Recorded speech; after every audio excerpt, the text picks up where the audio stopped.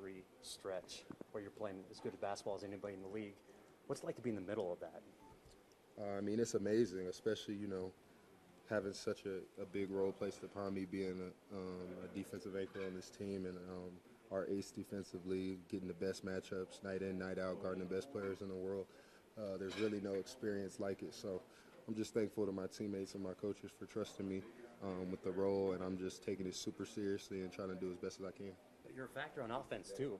You're showing your versatility, and it's making a difference in the win column.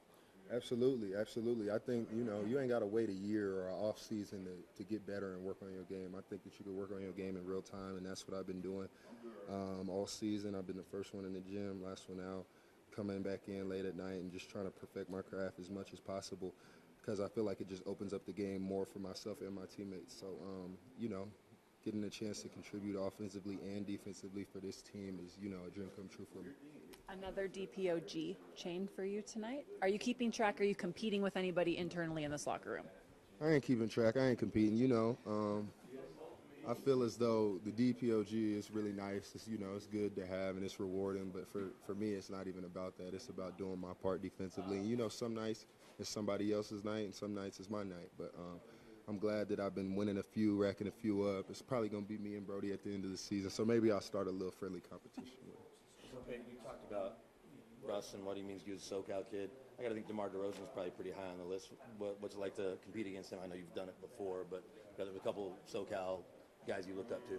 Yeah, absolutely, especially being from Compton, right by Long Beach.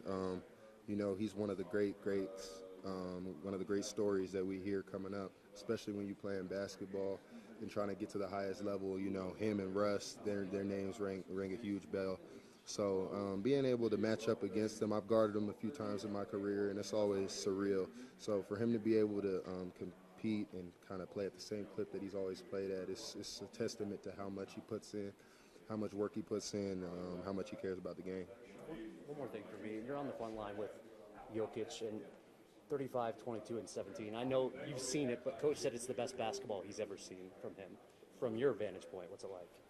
I mean, there's nothing like it. I mean, to be as precise as he is on a night-to-night basis and still be able to do special things as well, it just goes to show how disciplined he is. He does all the little things well, but he also can do the wild plays that make you just go crazy. So to be able to play with him is such a luxury, and it's definitely something that I never take for granted, especially me and him's bond off the court, him talking to me, trying to get me as ready as possible for meaningful basketball. So, I never take it for granted playing with him and playing for a winning franchise.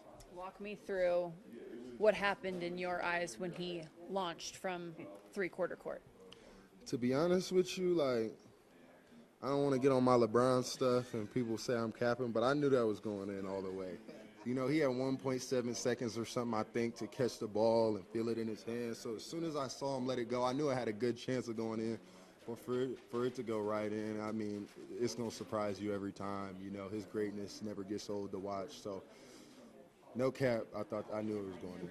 And you hit a three right before that, but when we asked Coach Malone about the play, he was disappointed in the defense that came right after your three. So he said he didn't even see the shot. He just heard the crowd. I think I know exactly what happened on the play. So who was that got a wide open? It might have been De'Aaron Fox or Malik Monk, one of the two of them, but we just didn't play our best defense, and it was kind of a lackadaisical possession, especially we were supposed to foul. We had a foul to give, and we didn't give the foul. So I know he was high. Malone, he's just going to turn his back and be like, let's get to the next quarter and chalk that one. But he missed a hell of a shot, man. Appreciate you. Thank y'all. Appreciate it.